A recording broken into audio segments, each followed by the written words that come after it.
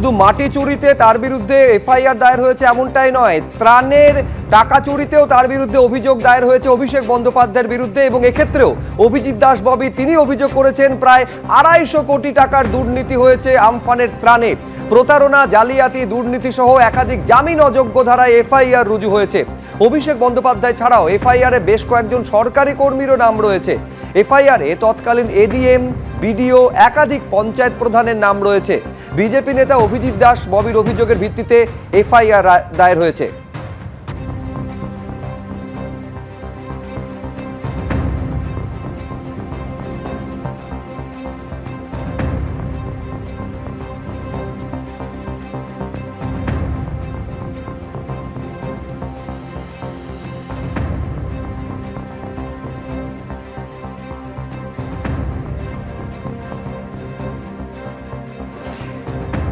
কয়লা চুরি, চাকরি চুরির পরে এবার মাটি চুরিতেও অভিযুক্ত অভিষেক বন্দ্যোপাধ্যায়। 300 কোটি টাকার মাটি চুরিতেও নাম জড়িয়ে গিয়েছে অভিষেক বন্দ্যোপাধ্যায়ের।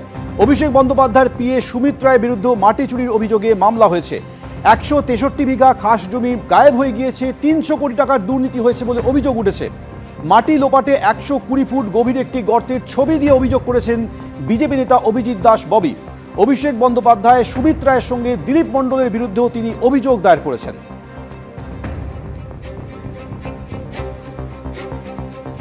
ত্রাণে প্রাইম অফিসে আমি এফআইআরে নাম লিখেছি অভিষেক ব্যানার্জির, কারণ প্রত্যেকটা আপনার ফাইল তো আমি দিয়ে দিয়েছি, তাতে দেখেছেন যে অভিষেকের recommended by Abhishek Banerjee MP, এবং এর সঙ্গে ও তো public servant, naturally prevention of corruption act 1988 পড়বেই। এছাড়া এডিএম ডেভেলপমেন্ট, যার মাধ্যমে ত্রাণের এই গুলো স্যাংশন হয়, সেই সাগর চক্রবর্তী যিনি এখন বর্তমানে পিএসসি সেক্রেটারি আছেন, তার নামও এফআইআর আছে।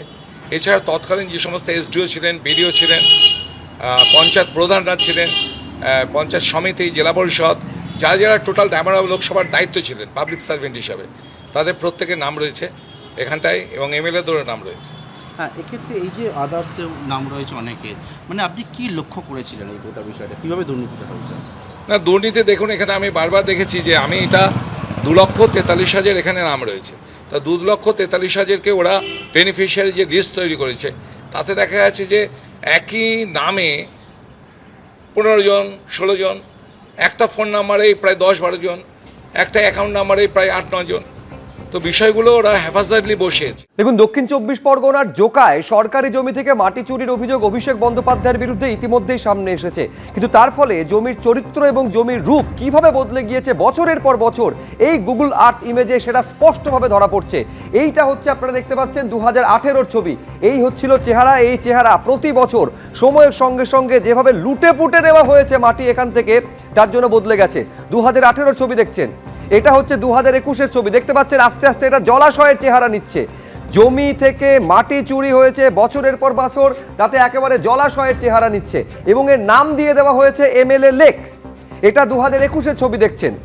এইবার পরে দেখাচ্ছি ছবিটা হচ্ছে 2023-এর। এই জলাশয় কিন্তু আরে বহরে বাড়তে শুরু করেছে। তার মানে মাটি চুরি লাগাতারভাবে বছরের পর বছর, ট্রাকের পর ট্রাক এইভাবে চুরি হয়েছে, এবং জমির চরিত্র, ভূমি, রূপ, ক্যারেক্টার এইভাবে বদলে দেওয়া হয়েছে। সরকারি জমি থেকে এইভাবে মাটি চুরি হয়েছে বছরের পর বছর। 2026-এর আজকের দিনে দাঁড়িয়ে এই হচ্ছে চেহারা। ছিল পুরোটা একেবারে জমি মাটিতে ঢাকা ছিল, সেই মাটি পর পর চুরি করে নেওয়া হয়েছে, বিঘার পর বিঘা জমি একেবারে ফাঁকা করে দেওয়া হয়েছে, আর এখন বিস্তীর্ণ একটা জলাশয়ের চেহারা নিয়েছে। এই জমি চুরির পর এখানকার এই হচ্ছে চরিত্রের আমূল বদল ঘটিয়ে দেওয়া হয়েছে।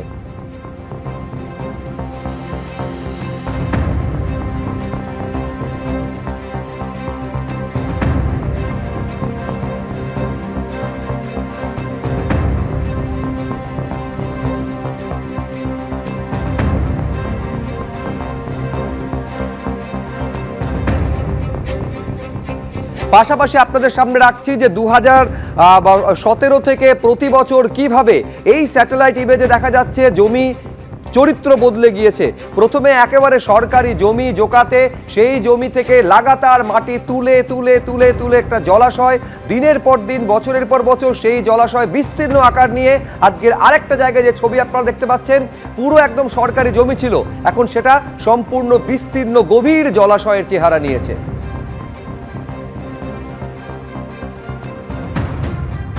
অভিষেক বন্দ্যোপাধ্যায় এবং তার আত্মসহায়ক সুমিত রায় সহ একাধিকের নামে অভিযোগ জমা পড়েছে। এটা হচ্ছে মাটি চুরির অভিযোগ। মাটি চুরির অভিযোগ যে জায়গায়, সেটা হচ্ছে কালীতলা আশুতি থানা এলাকার, এই হচ্ছে সেই জায়গা। যে বিষয়টা স্থানীয়রা বলছেন যে এই যে বিস্তীর্ণ যে বড় একটা জায়গা দেখা যাচ্ছে যেখানে জল জমে রয়েছে, এই এলাকাটা এমএলএ লেক হিসেবে পরিচিত। এই হচ্ছে জায়গা, যে জায়গায় সম্প্রতি বেশ কয়েক বছর ধরে এখান থেকে মাটি তোলার দরুন এই জায়গা সম্পূর্ণভাবে খালি হয়ে গেছে।